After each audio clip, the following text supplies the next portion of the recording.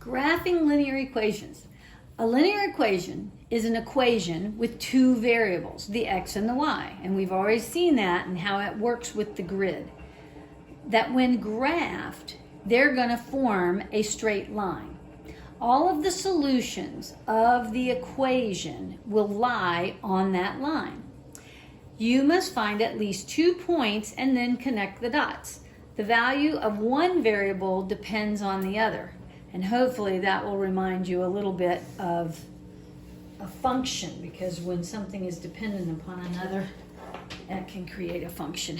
Okay, we're going to start with what we call a t-graph. So I have the x, then I have a vertical line separating it, and then I have the letter y. Then underneath the x and the y, I have drawn a horizontal line, and that is what we call this t-chart.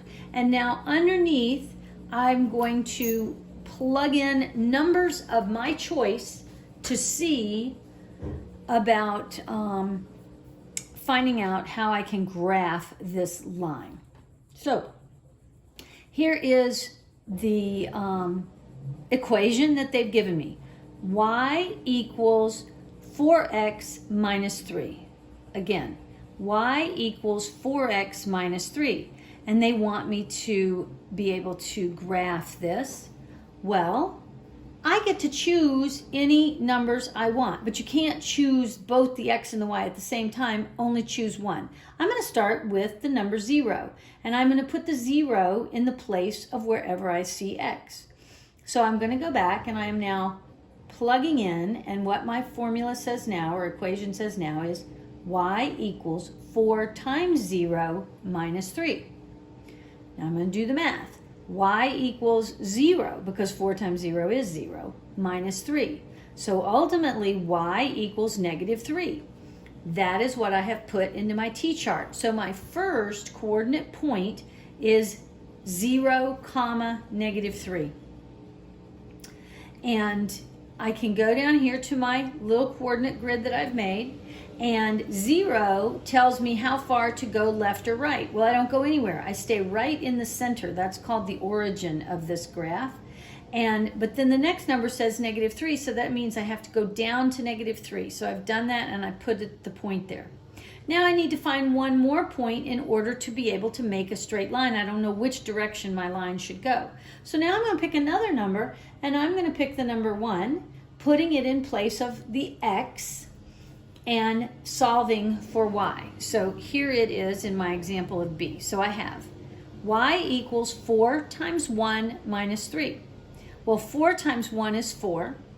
4 minus 3 is 1. And so it tells me y equals 1. So I have plugged that into my t-chart. So I have 1 for the x value and 1 for the y value. So that could be represented as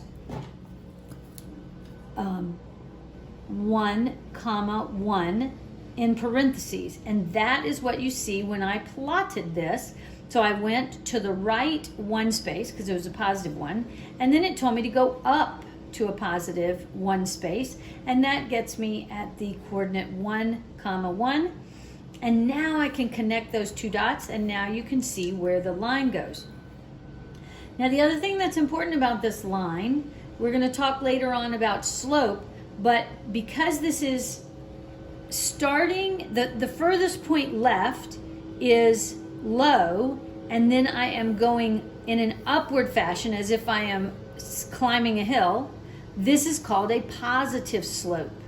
Later, if I were to start on the left and then go down, that's a negative slope, but we'll talk about that later, okay? I want to do another question. It says, what is the x value if this coordinate point, and I plug it into this equation? So I've got the coordinate point of x, negative 3.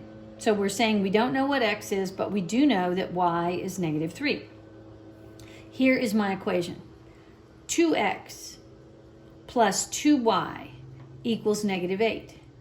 Now they give me number choices. They give me a negative 7, a negative 2, a negative 1, and a positive 3. I could take the time to plug each of those numbers in to this equation in the place of the x and see what works, while I've also got the -3 plugged into the y. I almost think that is more work than just plugging in the y value and solving for x. So that's what we're going to do, and I'm going to show you how that works. So I've written the original problem, which is 2x plus 2y equals -8. They've told me that -3 is the y value, so I'm going to plug it in wherever I see the y.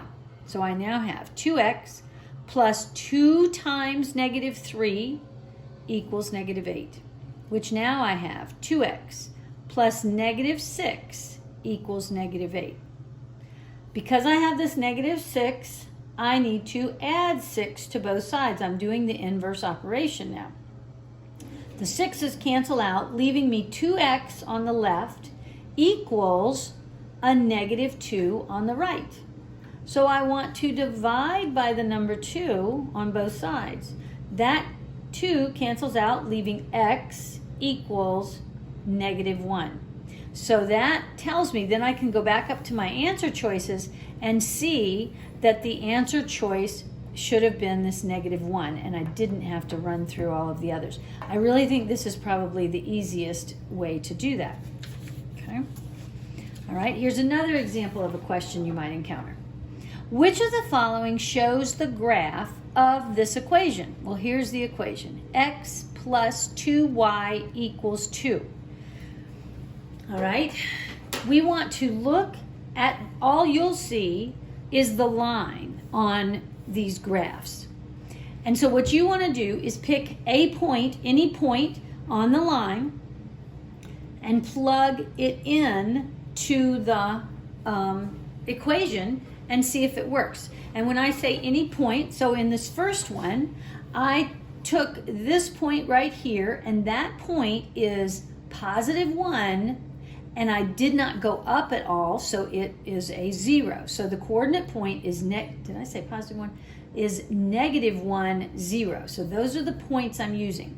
So I'm going to this formula or equation that they gave me, and I am plugging the -1 wherever I see x, and I'm plugging the 0 wherever I see the y. So that's what I've done, and I got -1 plus 2 times 0 and equals 2. That's what the equation was. So -1 plus 0 is -1, but none of that equals -2. So this is not an example of the, this equation is not the equation for that line.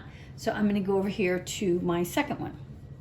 Using the same equation, I'm looking at the line, I'm finding any 2 points on there, or any point, I've shown you 2, but I'm only choosing one of them. I am plugging it into the formula, and I'm working it out. So I have a 3 and a -2 are the numbers that I'm using, because that was a point that crossed on this line. So when I plug it all in, I get down to a -1 equals 2.